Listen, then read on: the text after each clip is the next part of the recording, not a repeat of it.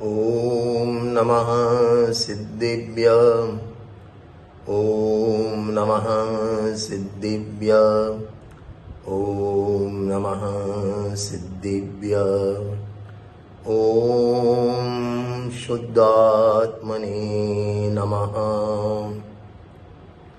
नमो अर्हन्ताणं, नमो सिद्धाणं, नमो आयर्याणं, नमो वज्रायाणं, नमो लोये सवसाहुणं। वन्दितु सर्वसिद्धे ध्रुवमचलं णोमं गतिं पत्ते। वोच्छामि समयपाहुड मृणमो सुदकेवलीगणिदं। नमः समयसाराय स्वानुभूत्या चकासते। चित्स्वभावाय भावाय सर्वभावांतरच्छिदे।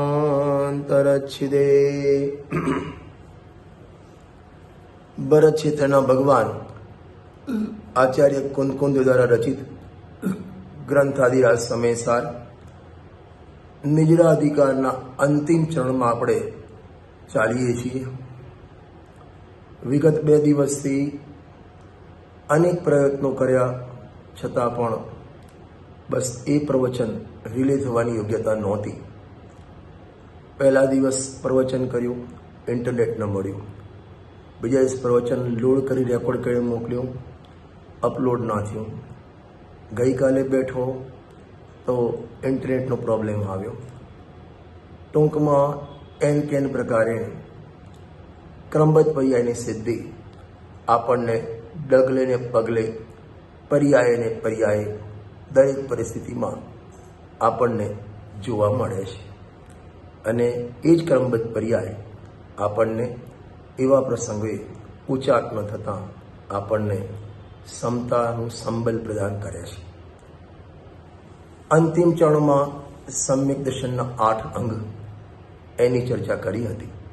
અને છેલ્લે જ્યારે આપણે સ્વાધ્યાયમાં મળ્યા હતા એ વખતે પ્રભાવના અંગની વાત થઈ હતી। અને પ્રભાવના અંગમાં 3 પ્રકારના અર્થ ગુરુદેશે કર્યા હતા। એક મિથ્યા પ્રભાવના, એક વ્યવહાર પ્રભાવના અને એક નિશ્ચય પ્રભાવના। જે દિગંબર સંપ્રદાય સર્વજ્ઞ પરમાત્મા સિવાય બહાર જે અન્ય મતની પ્રભાવના એ તો મિથ્યા પ્રભાવના છે જ, પરંતુ જૈન ધર્મમાં આવીને પણ શુભ ભાવથી ધર્મ થાય એમ માને, પોતાને પરનો કરતા માને, વ્રત તપ કરતા કરતા નિજરા થતું માને, આવો માને અને આવો ઉપદેશ આપે એને મિથ્યા પ્રભાવના કહેવામાં આવે છે। કે જે પોતાને પણ અનંતબંધનું કારણ છે અને બીજાને પણ અનંતબંધના કારણ થવામાં નિમિત્ત થાય છે। જેમ છડાડાજીમાં કુગુરુ માટે ઉપલ નાવ લખેલું છે, એ પથ્થરની નાવ પોતે પણ ડૂબે અને એમાં બેસનાર પણ ડૂબે। એમ મિથ્યા પ્રભાવના કરનાર પુરુષ પોતે પણ સંસારમાં પરિભ્રમણ કરે અને એના બીવટમાં આવનાર, એમાં અંજાઈ જનાર પણ સંસારમાં ડૂબે। એવી જે પ્રભાવના થઈ, એવો જે ઉદ્યોગ થયો, એવું જે બારમાં પ્રગટપણું થયું એને મિથ્યા પ્રભાવના કહેવામાં આવે છે। એનાથી પણ આગળ જઈએ, ગુરુદેશે લીધું છે। અહીં જૈન ધર્મમાં આવે અને 12મા નામ માટે કંઈક કરે, અથવા તો પોતાનું કંઈક નામ આવે, સંઘવી પદ મળે, એ ટાઈપને પણ એ પ્રભાવનામાં જોડાય અને પ્રભાવના કરે, અંદર એની માન્યતા ખોટી છે તો એને મિથ્યા પ્રભાવના કહેવામાં આવે છે। 12મા ક્રિયા પરિણામ અભિપ્રાય એની સાથે આપણે જોડીએ તો એમાં ક્રિયા પણ વ્યવસ્થિત પ્રભાવનાની, પરિણામ પણ વ્યવસ્થિત, પણ અભિપ્રાય અંદર ઉલટો છે, માટે એ પ્રભાવનાને મિથ્યા પ્રભાવના કહેવામાં આવે છે। પરથી બિન પડી ઉપયોગને અંતર્મુખ કરી પોતાના આત્મામાં જોડતા જે અનુભવ થાય, આત્માનું પર્યાયમાં પ્રગટપણું થાય, એને 236 સમયની ગાથામાં કીધું કે જેમ રથમાં બેસાડીને ભગવાનને બહારમાં પ્રદક્ષિણા કરવામાં આવે, નગર પ્રદક્ષિણા, એમ પ્રભાવના કહેવાય. એ રીતે જ્ઞાનરૂપી રથમાં પોતાના આત્માને બેસાડી, એટલે એ જ્ઞાનરૂપી રથમાં ઉપયોગનું વેદન કરી, પર્યાયમાં દ્રવ્યનું વેદન કરી, એટલે પર્યાયનું વેદન ન કરતા, પર્યાયમાં પર્યાયની દ્રષ્ટિ ન કરતા, પર્યાયનો સ્વર જે બદલાય, હું દ્રવ્ય છું, તો એને પર્યાયમાં આત્માનો ઉદ્યોત કર્યો, પ્રગટપણું કર્યું, એને વાસ્તવમાં નિશ્ચય પ્રભાવના કહેવામાં આવે છે. અને એ પોતાના જ્ઞાનરૂપી રથમાં આત્માને બેસાડી, મનરૂપી રથ એટલે કે ભગવાનનો જે માર્ગ એમાં પોતે પ્રવર્તન કરે, એટલે મોક્ષ માર્ગમાં આરૂઢ થાય, એને નિશ્ચય પ્રભાવના કહેવામાં આવે છે. અને એવા જ્ઞાની ધર્માત્માને બહારમાં હું જે માર્ગને પામ્યો, હું જે શાંતિને પામ્યો, હું જે કસાયની ઉપશાંતતાને પામ્યો, હું જે ભવના અંતને પામ્યો, તો જગતના જીવો પણ આ માર્ગને પામે, એમ બધાના સુધી આ ધર્મની વાત પહોંચે એ માટે અનેક પ્રકારના ઉપવાસ આદિ કરે, વ્રત તપ કરે, અથવા તો બહારમાં મંદિરો બનાવે, શિક્ષણ શિબિરનું આયોજન કરે, શાસ્ત્રો છપાવે, ઘેર ઘેર શાસ્ત્રો ફ્રી ઓફ કોસ્ટ એને વિસ્તૃત કરે. આ બધા પ્રભાવનાના, વ્યવહાર પ્રભાવનાના લક્ષણો કહેવામાં, અંગ કહેવામાં આવે છે. દિન દુખીને સમજો ધ્યાનથી. પેલું જે આપણે મંદિરમાં પાછળ પ્રભાવના કરીએ કોઈ પ્રસંગ ઉપર, એ તો બધા સ્થૂળ જે બધો એક લોકવાયકા કહેવામાં આવે છે, જેમાં બારમાં જૈન ધર્મથી લોકો આકર્ષાય એ પ્રકારની તમારી પ્રવૃત્તિ, એને પ્રભાવના કહેવામાં આવે છે.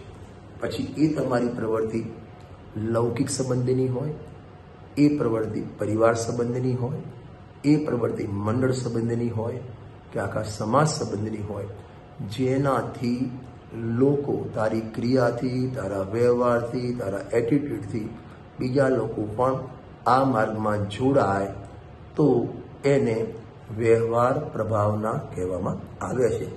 આટલી વાત આપણે આગળના પીરિયડ સુધી થઈ ગઈ હતી.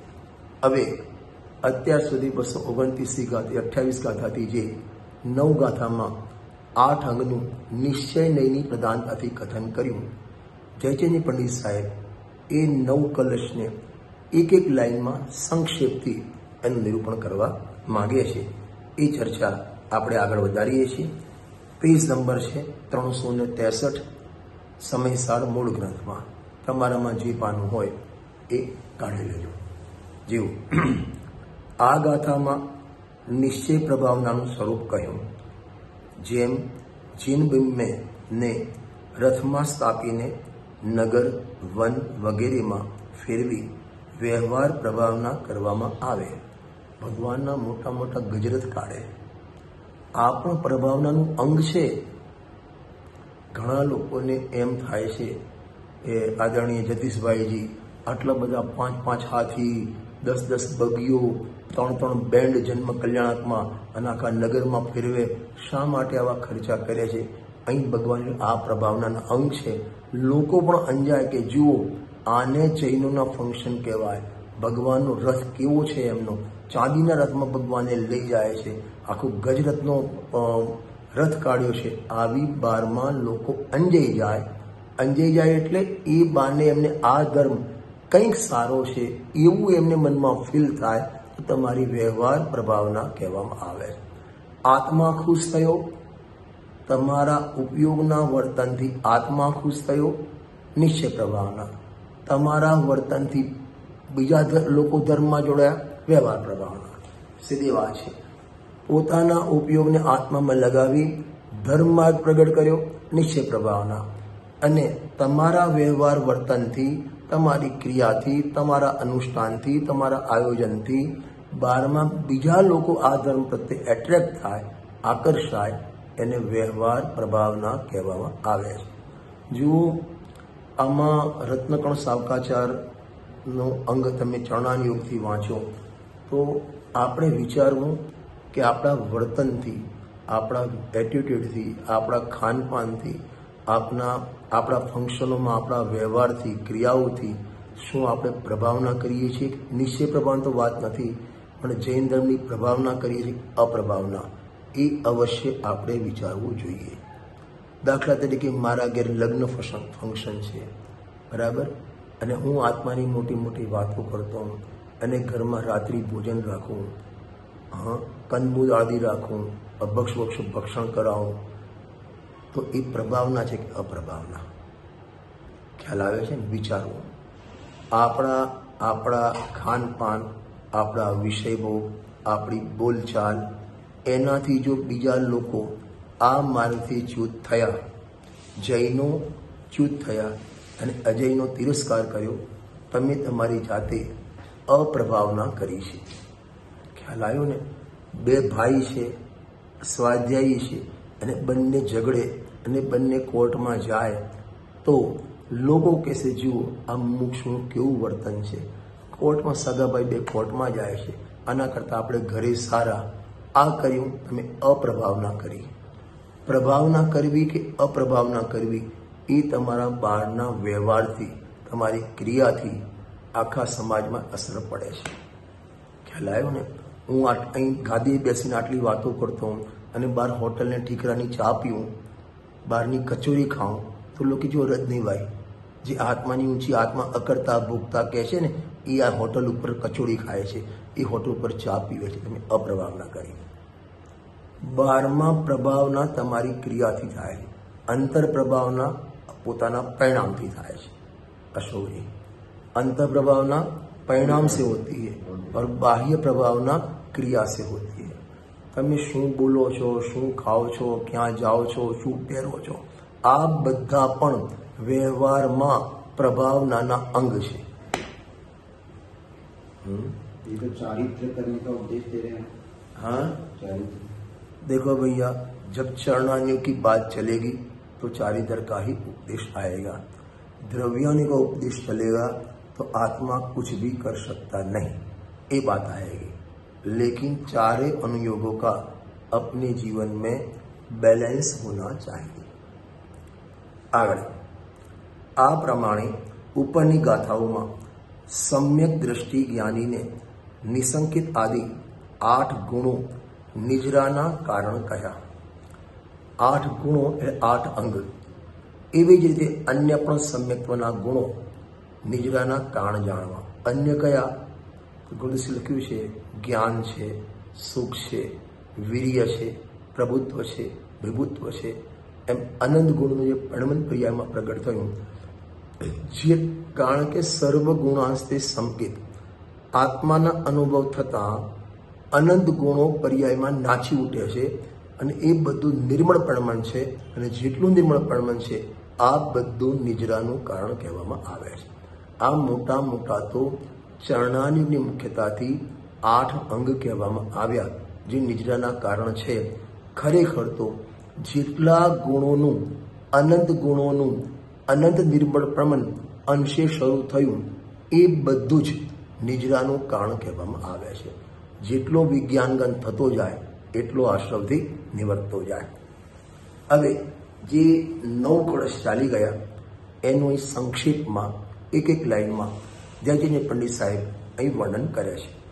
જેવું આ ગ્રંથમાં નિશ્ચય નય પ્રધાન કથન હોવાથી નિશંકિત આદિ ગુણોનું નિશ્ચય સ્વરૂપ, સ્વ આશ્રિત સ્વરૂપ અહીં બતાવવામાં આવ્યું છે. જો નિશ્ચય નય અને વ્યવહાર નય અનેક પ્રકારે ત્યાં પ્રયોગ થાય છે. અહીં જે પ્રયોગ કરો છે નિશ્ચય અને વ્યવહાર નયનો, એ પ્રયોગ છે આત્માનો આશ્રય ત્યાં નિશ્ચય, પરનો આશ્રય ત્યાં વ્યવહાર. શું કીધું? જેને શાસ્ત્રની પરિભાષામાં તમને કહું, સ્વાશ્રિતો નિશ્ચય, પરાશ્રિતો વ્યવહાર. આત્માના ઉપયોગ આત્મામાં જોડાયો ત્યાં નિશ્ચય, ઉપયોગ ભગવાનની ભક્તિમાં જોડાયો ત્યાં વ્યવહાર, ઉપયોગ આત્માના શ્રદ્ધામાં નિશંકતા થયો ત્યાં નિશ્ચય, ઉપયોગ બારમાં દેશાસમાં નિશંકતા આવી ત્યાં વ્યવહાર.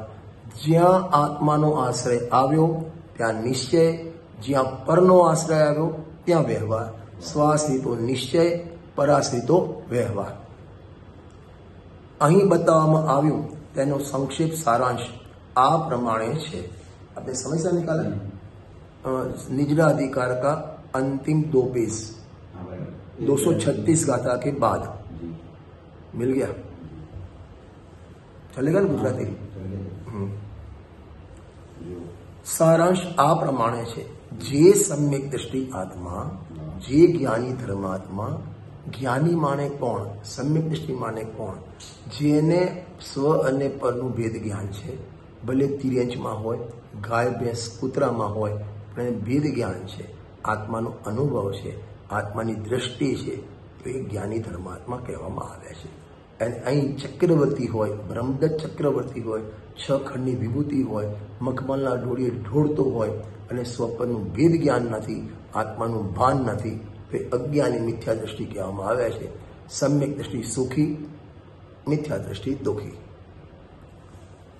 જે સમ્યક દ્રષ્ટિ આત્મા પોતાના શ્રદ્ધા જ્ઞાનમાં નિશંક હોય, એક વાત ભયના નિમિત્તે સ્વરૂપથી ડગે નહીં અથવા સંદેહયુક્ત ન થાય, તેને નિશંકિત ગુણ કહેવામાં આવે છે. પોતાના શ્રદ્ધા જ્ઞાનમાં નિશંક. 2 ગાથા ચાલી હતી આપણે. એક ગાથામાં નિશંકિતમાં શંકાનો અર્થ ભય કર્યો અને એક ગાથામાં શંકાનો અર્થ સંદેહ કર્યો. ભય અને સંદેહ. હવે જ્ઞાની ધર્માત્માને ભય કેમ નથી અને શંકા કેમ નથી?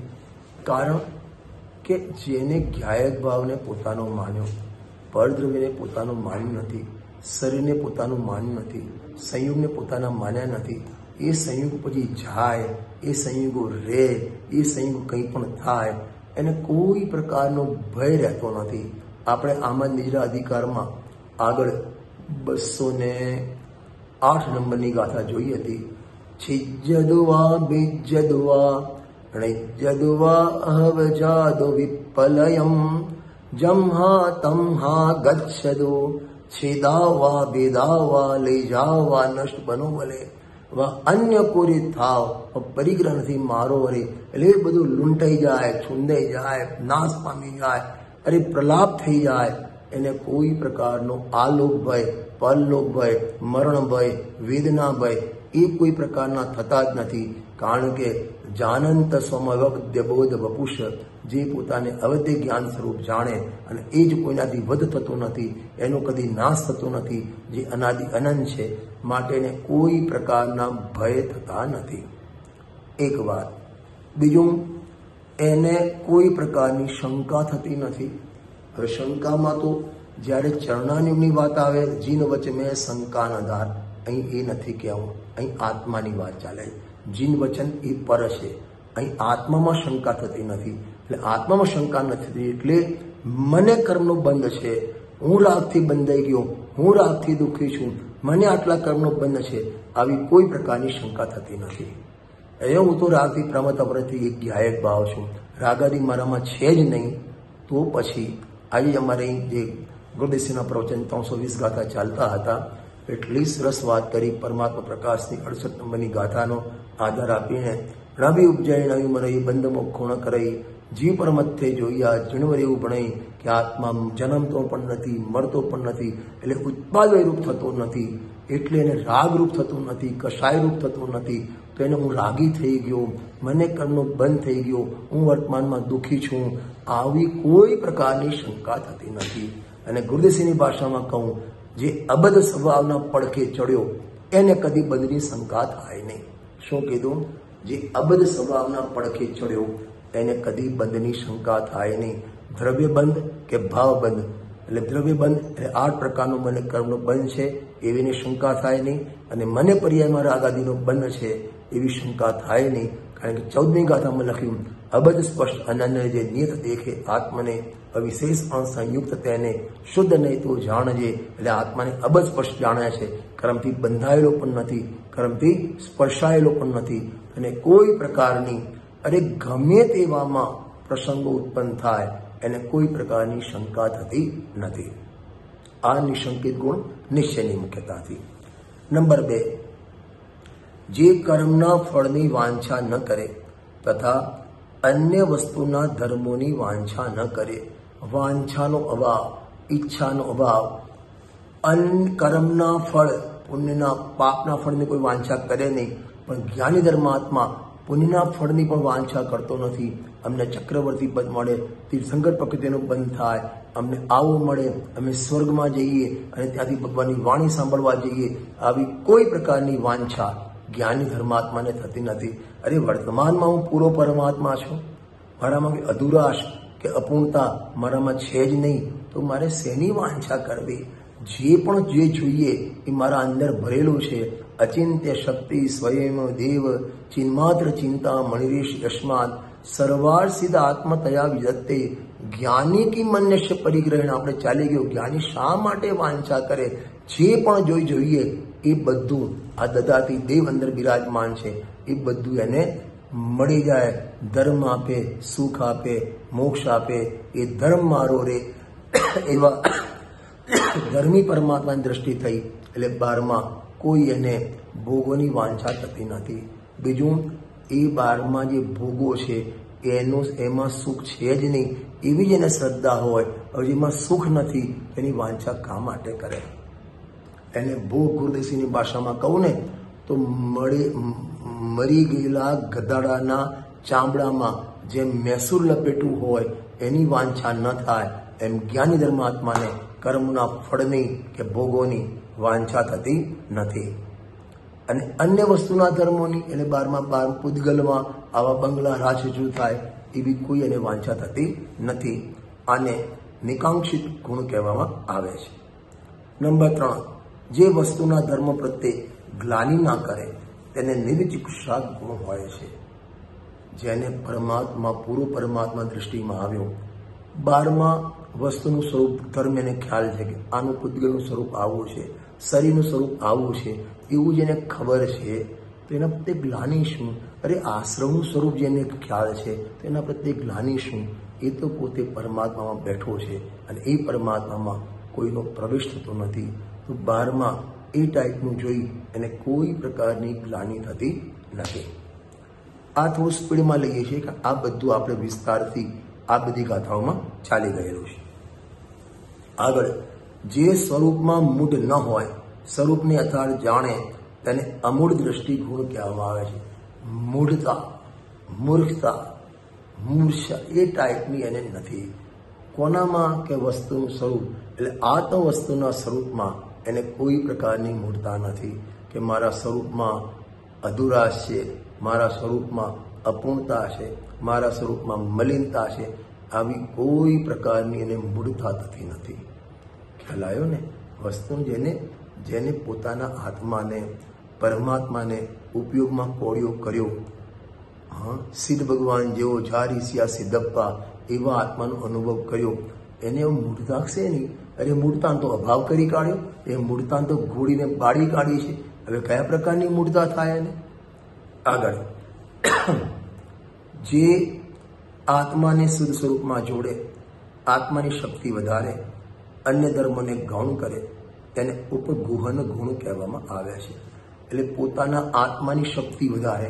શક્તિઓ તો અનંત છે, એમાં એક પણ શક્તિ ધ્રુવી સ્વભાવમાં વધતી નથી, પણ એને પર્યાયમાં જે આનંદ શક્તિઓની વ્યક્તતા થઈ એ વ્યક્તતાને વધારતો જાય. સ્વરૂપમાં લીનતા કરતા કરતા એ વિજ્ઞાનગન થતો જાય એટલે એની શક્તિઓ, એની વ્યક્તતા, એની પ્રગટતા વધતી જાય. એને ઉપગુહન એટલે આ બાજુ પોતાના પર્યાયમાં જે રાગાદી દોષો છે એના મગજમાં છે, ઠીક છે હોતો હો પર્યાયમાં, પણ એ મારું છે જ નહીં એમ કહીને ગૌણ કરી નાખે અને સ્વરૂપની લીનતા વધારી અને અંદર શુદ્ધતાનો વૃદ્ધિ કરતો જાય.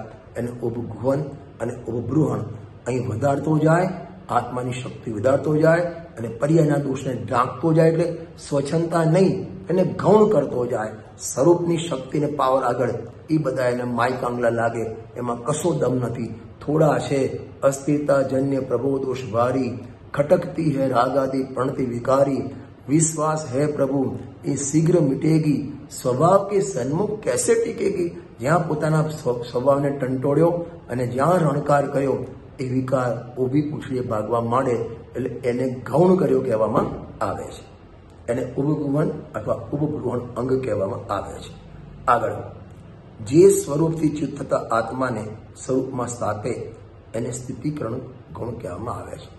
પોતે અનાદિથી કસાયના સંસ્કાર છે, વિષયના સંસ્કાર છે, કદાચિત અને મોહ અનાદિનો છે, કદાચિત રોગવશ, કદાચિત કષાયવશ, કર્મના પાપના એવા ઉદયવશ, કદાચિત પોતાનું પરિણામ, પોતાનું મન વિચલિત થાય તો પોતે જ પોતાને સંબોધન કરી પોતાનો ઉપયોગ પોતાને સંબોધન કરે અને સીધો પાછો ત્યાંથી પાછો વળી આત્મામાં પાછો સ્થાપે એને સ્થિતિકરણ અંગ કહેવામાં આવે છે.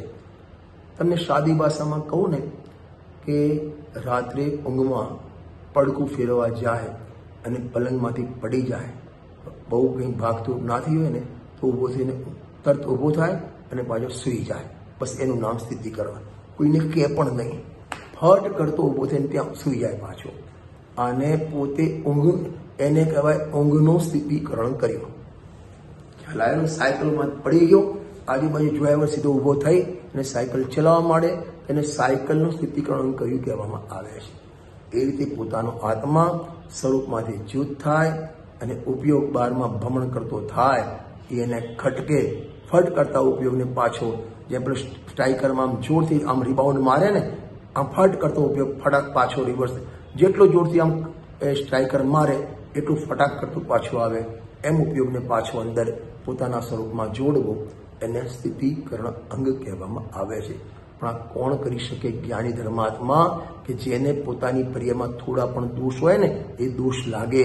આ પણ તો મોટા દોષ પણ દોષ નથી લાગતા, તો સ્થિતિકરણની વાત ક્યાં રહી? પોતાના સ્થિતિકરણની વાત છે.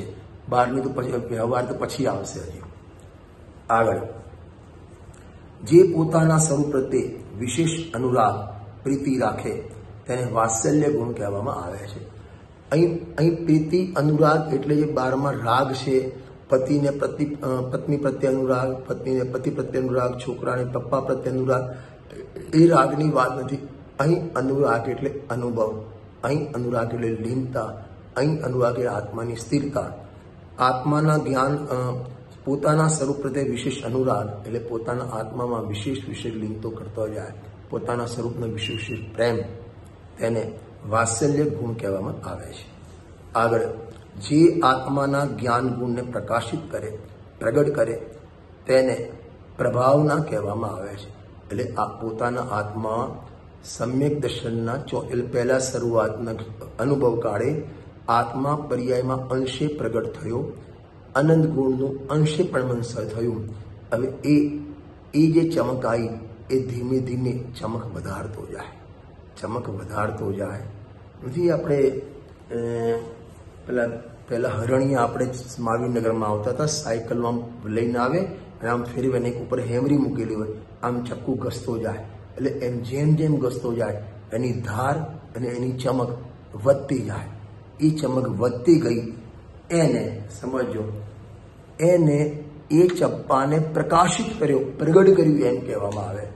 એમ આત્માને પોતાની પર્યમાં પ્રગટ તો થયો, પણ વિશેષ પ્રગટ કરતો જવો, એટલે વિશેષ લીનતા કરતી જવી અને પેલા જે અજ્ઞાન અંધકાર છે એને દૂર કરતો જાય અને જ્ઞાનની ચમક વધારતો જાય, એને પ્રભાવના અંગ કહેવામાં આવે છે. આ બધાએ ગુણો તેમના પ્રતિપક્ષી દોષો વડે જે કર્મબંધ થતો હતો તેને થવા દેતો નથી. એટલે જ્યારે આત્માનો અનુભવ નહોતો એ વખતે નિશંકિતની સામે પ્રતિપક્ષી શંકા, તો શંકા હતી તો બંધ થતો હતો.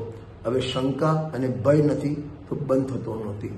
પહેલા વાંછા રહેતી હતી તો બંધ થતો હતો, હવે નિકાંક્ષિતમાં વાંછા થતી નથી તો એ બંધ થતો નથી. પહેલા બીજાના સ્વરૂપને જોઈને ગ્લાનિ થતી હતી, દ્વેષ થતો હતો, હવે એ દ્વેષ થતો નથી.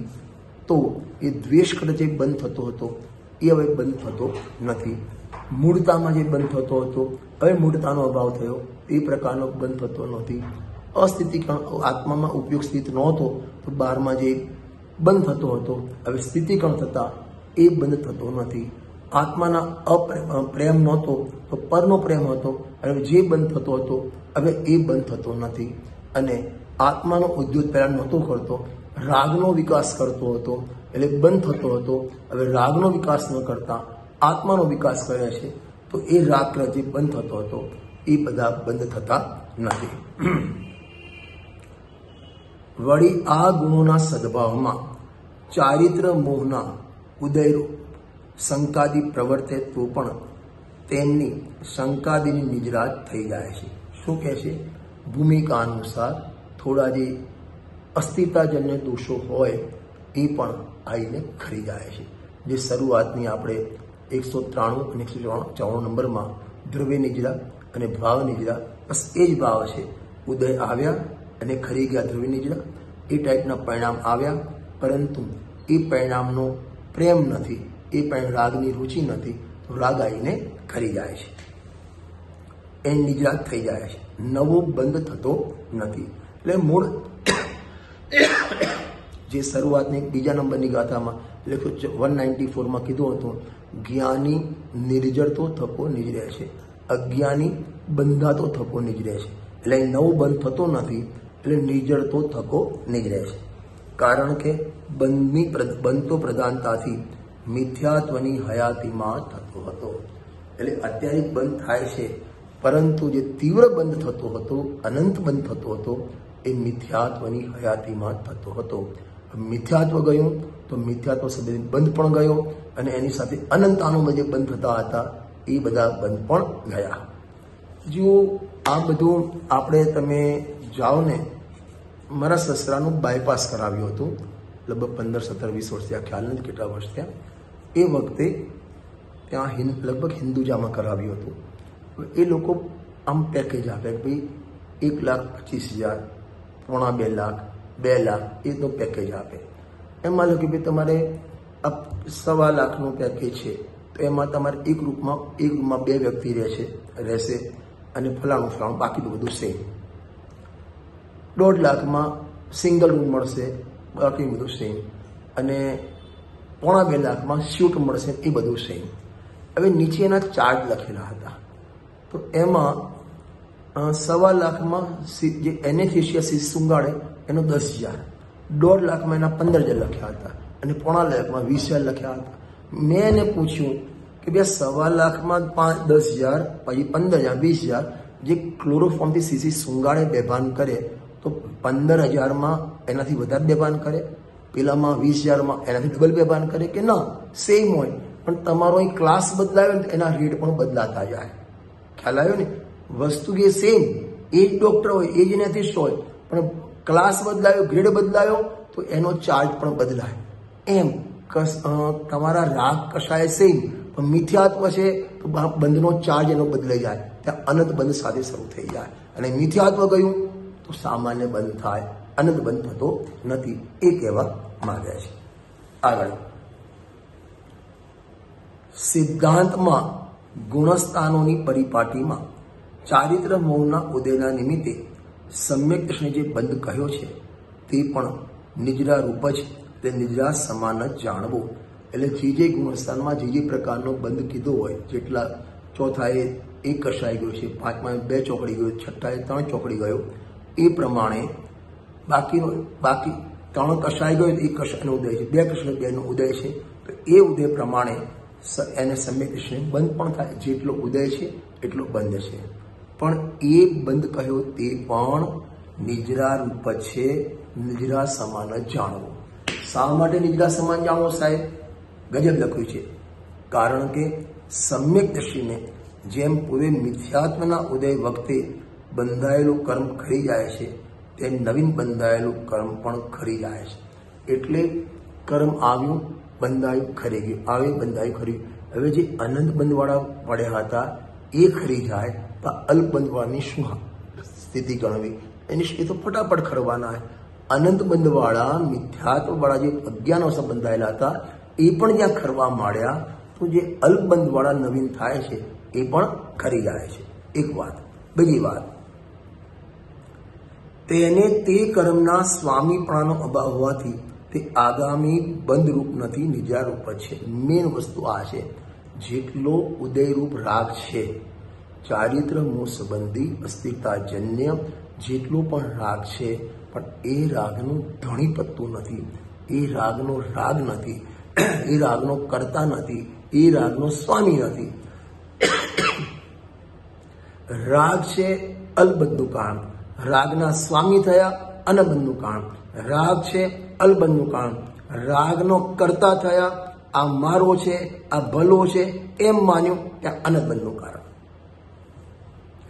હવે ગજબ દૃષ્ટાંત આપ્યું છે, આપણું ઘરગથ્થુ દૃષ્ટાંત. અત્યારે તો આવું ઓછું જોવા મળે છે. પહેલા જ્યારે આપણા વડીલો ગામડામાં હતા એ વખતે આ ટાઈપનું બહારમાં સમાજમાં વાત્સલ્ય ભાવ ઘણો જોવામાં આવતો હતો. દુઃખની વાત છે આ વાત્સલ્ય ભાવ અત્યારે ઓછો થઈ ગયો છે, કમ થઈ ગયો છે, અભાવ થઈ ગયો છે. જુઓ, જેવી રીતે કોઈ પુરુષ પરાયું દ્રવ્ય ઉધાર લાવે તેમાં તેને મમત્વ નથી. વર્તમાનમાં જે તે દ્રવ્યથી કંઈ કાર્ય કરેલું હોય તે કરીને કરાર પ્રમાણે નિયત સમયે ધણીને આપી દેશે. નિયત સમય આવતા સુધી તે દ્રવ્ય પોતાના ઘરમાં પડ્યું રહે તો પણ તે પ્રત્યે મમત્વ નહીં હોવાથી તે પુરુષને તે દ્રવ્યનું બંધન નથી, ધણીને દઈ દીધા સમાન જ છે. શું કહેવા માંગે છે? પહેલાના જમાનામાં આપણે ગામડાઓમાં કોઈના એટલે જે મધ્યમ ફેમિલી હોય એના ઘરે દીકરાનું લગ્ન હોય તો હવે ઘરમાં એવા દાગીના 2-5 તોલાના પણ નથી તો મોટો 15 તોલાનો ચંદન હાર કે એવું ક્યાંથી હોય તો ગામમાં જે શ્રેષ્ઠી વર્ગ હોય એ એને પાછા બધા જાહેરમાં નહીં, ચૂપચાપ જઈ એના ઘરે આપી આવે. લો તમે લગ્નમાં પહેરો, સારું લાગશે, આપણું ગામનું સારું દેખાય એમ કરી અને ત્યાં ઘરમાં જઈને આપી આવે. પેલો ના પાડે તો પણ પરાણે જઈને આપી આવે. બરાબર. હવે આપીને આવ્યો, હવે પેલો ભાઈ પહેરે છે, ખોટા પડાવે છે, એ વખતે એને પોતાનું માનતો નથી, પરાયું માને છે. અને ક્યારે આને હું ફંક્શન પૂરું થાય અને પાછું આપ્યા હું એવી એને તાલાવાલી રહેશે. એટલે આવું હોવાથી એના ગળામાં લટકતો હોવા છતાં પણ એને સ્વામીપણું કહેવામાં આવતું નથી. એટલે કે એ હાર સંબંધીનું, એ ચંદન હાર સંબંધીનું એને બંધન નથી, એના સાથે એનું એટેચમેન્ટ નથી. જેનો હાર છે એવા સેટે આ ભલે પેલાએ પહેર્યો છે પણ આ મારો હાર છે એવું જે હાર સંબંધનું બંધન છે, એટેચમેન્ટ છે, એવું એ વ્યક્તિને પહેર્યો હોવા છતાં પણ એટેચમેન્ટ નથી એટલે હોવા છતાં પણ એનું કહેવામાં આવતું નથી. બસ એ જ રીતે બંધન નથી, ધણીને દઈ દીધા બરાબર છે. તેવી રીતે જ્ઞાની કર્મ દ્રવ્યને પરાયું જાણતો હોવાથી તેના પ્રત્યે તેને મમત્વ નથી. આ જે કર્મના ઉદયો છે ને એના પ્રત્યે એને મમત્વ નથી. કર્મના ઉદયો એટલે એના નિમિત્ત મળેલી સામગ્રી, એના પ્રત્યે મમત્વ નથી. આપણે તમને ખ્યાલ હોય તો આગળ 198 નંબર 198 નંબરની ગાથા ચાલી ગઈ હતી. ખૂબ આપણે સરસ ચાલી હતી, ચર્ચા કરી હતી. મને સારી લાગી. તમને ગમી ન ગમી એ ભગવાન જાણે, તમારો આત્મા જાણે. એટલી સરસ ગાથા હતી. ઉદય વિવાગો વિવિહો કમ્માણમ વન્નિદો જીનવરેહિમ રદુદે મજ્જ સહાવા જાણગ ભાવો દુઅહમેકો. ઉદય વિવાગો વિવિહો કમ્માણમ વન્નિદો જીનવરેહિમ. આ બધું બારમાં સુખ સંયોગ થાય, વિયોગ થાય, સુખ થાય, દુઃખ થાય, લાભ થાય, હાનિ થાય, શરીરમાં રોગ થાય, શરીર રોગી થાય, કાળું શરીર, ધોળું શરીર, પાતળું શરીર, જાડું શરીર, માથે વાળ છે, કાળા છે, સફેદ છે, જે પણ છે આ બધો જ્ઞાની એમ જાણે છે ઉદય વિવાગ વિવિહો. આ તો અનેક પ્રકારના ઉદયોનો ખેલ છે. ઉદય વિવાગો વિવિહો કમ્માણમ વન્નિદો જીણવરેહિમ. ભગવાને આ બધો કર્મના ખેલ જાણ્યા છે. અને એટલું નહીં, જ્ઞાની યોગ તે શું જાણે છે? રદુતે મજ્જ સહાવા. આ મારો સ્વભાવ નથી, આ મારો સ્વભાવ હું નથી, મારો સ્વભાવ નથી, એનાથી મને લાભ નથી, એનાથી મને નુકસાન નથી. તો તમે કોણ? જાણગ ભાવો દુઅહમેકો. હું તો એક ગાયક ભાવ છું. અને આવું જે જાણતો હોવા છતાં પણ એટલે હોવાથી એ સંયોગોમાં જોડાયો હોવા છતાં એને ધણી પતતું નથી, માટે એ સંબંધી એને બંધન કહેવામાં આવતું નથી. અહીં એ કહેવું છે. ખ્યાલ આવ્યો ને? તે જ્ઞાની કર્મ દ્રવ્યને પરાયું જાણતો હોવાથી તેને તે પ્રત્યે મમત્વ નથી, માટે તે મોજૂદ હોવા છતાં, એટલે એ ઉદયો મોજૂદ હોવા છતાં, સંયોગ વિયોગ મોજૂદ હોવા છતાં, એ પ્રમાણે રાગાદી ભાવ થવા છતાં નિજરી ગયા સમાના છે. એના માટે જ માટીના ટેપા સમાન છે. આપણે આશ્રવદિકમાં ચાલી રહ્યું બધું માટીના ટેપા સમાન, હો તો પણ શું, ન હો તો પણ શું, એમ જાણવું. આ નિશંકિત આદિ આ રીતે અત્યાર સુધી આપણે નિશ્ચયની મુખ્યતાથી જે સમયસારમાં આપણે વાંચ્યા હતા 228 ગાથાથી 236 ગાથા, એનું એક એક લાઈનમાં જયજની પંડિત સાહેબે વર્ણન કર્યું. હવે આ જ અંગોનું વ્યવહારના ગ્રંથોમાં, એટલે ચરણાન યુગના ગ્રંથોમાં અહીં વ્યવહાર કયો લેવો? જે પરિણામમાં પરનો આશ્રય હોય, શ્રદ્ધા જ્ઞાન ચારિત્રમાં પરનો આશ્રય હોય એને વ્યવહાર અંગ કહેવામાં આવે છે. અને જે આત્માનો આશ્રય હોય એને નિશ્ચય નયની મુખ્યતાવાળા નિશ્ચય અંગ કહેવામાં આવે છે. જુઓ, આ નિશંકિત આદિ 8 ગુણો વ્યવહાર નહીં, વ્યવહાર મોક્ષ માર્ગ પર, વાહ, વ્યવહાર નહીં, વ્યવહાર મોક્ષ માર્ગ પર. નીચે પ્રમાણે લગાવવા, 2 શબ્દ વાપર્યા, વ્યવહાર નહીં અને વ્યવહાર મોક્ષ માર્ગ. બેમાં શું ફરક? વ્યવહાર નહીં અને વ્યવહાર મોક્ષ માર્ગ, બેમાં શું ફરક સમજો. વ્યવહાર મોક્ષ માર્ગ એટલે श्रद्धा ज्ञान चारित्र व्यवहार रूप परद्रव्यंते बिन आप में रुचि सम्यक बला है, आप रूप को जान पनो सम्यक ज्ञान कला है, आप रूप में लीन रहे सम्यक सारी निश्चय की बात थी. હવે 7 તત્વની શ્રદ્ધા, દિવસાનું શ્રદ્ધા, એ વ્યવહાર સમિશન, શાસ્ત્રનું જ્ઞાન, વ્યવહાર જ્ઞાન એટલે વ્યવહાર સમ્યક જ્ઞાન અને વ્રત તપાદીના પરિણામ, એ બધા શુભ ભાવને સમ્યકપણું આરોપ આપી એને વ્યવહાર મોક્ષ માર્ગ કહેવામાં આવે છે. બરાબર? હવે વ્યવહારને વ્યવહાર મોક્ષ માર્ગમાં વ્યવહારને કેમ લગાવી? કારણ કે આ બધાનું વર્ણન કરવામાં પરના આશ્રયની વાત આવે છે, ત્યાં વ્યવહાર કહેવામાં આવે. જ્યાં આત્માનો આશ્રય ત્યાં નિશ્ચય, જ્યાં પરનો આશ્રય ત્યાં વ્યવહાર. અત્યારે 11મી ગાથા પ્રમાણે નહીં લેવાનું. ત્રિકાળી દ્રવ્ય તે નિશ્ચય પર્યાય માત્ર વ્યવહાર એ વાત નથી. અહીં આત્માના આશ્રય જ્યાં જે પરિણામને આત્માનો આશ્રય હોય અને અંગ પ્રગટ થાય એ અંગની ચર્ચા કરવી એને નિશ્ચય નહીંથી કથન કર્યું કહેવામાં આવે છે. અને જેમાં પરનો આશ્રય હોય અને એવા અંગની ચર્ચા કરવી એને સમ્યક્તવાદી વ્યવહાર અંગ કહેવામાં આવે છે. માટે શબ્દ લખ્યો વ્યવહાર નહીં, વ્યવહાર મોક્ષ માર્ગમાં નીચે પ્રમાણે લગાવવા. એક વાંચી લઈએ, બાકીની ચર્ચા પછી આપણે કાલે કરીશું. જીન વચનમાં સંદેહ ન કરો, જીન વચન મેં શંકા ન ધાર, જીનેન્દ્ર વચનમાં શંકા ન કરવી. ભય આવે વ્યવહાર દર્શન ચારિત્ર ડગવું નહીં, તે નિશંકિત. 12માં એવા આકરા ઉદયો આવે, એવા 12માં પાપના ઉદયો આવે, કોઈ રોગચાળો ફાટી જાય એ વખતે પણ વ્યવહાર શ્રદ્ધાથી ડગે નહીં. એટલે જે દેવસાનું શ્રદ્ધા છે ને એ વ્યવહાર શ્રદ્ધા સાચા વિતરાગી અને એના ડગી અને અન્યના શરણમાં ના જાય એને વ્યવહારથી નિશંકિત અંગ કહેવામાં આવે છે. બાકીની ચર્ચા આપણે નેક્સ્ટ પીરિયડમાં કરીશું. જાવાણી કે જ્ઞાન તે સૂજે લોકાલોક, સોવાણી મસ્તક નમો સદા દેત હું ધો.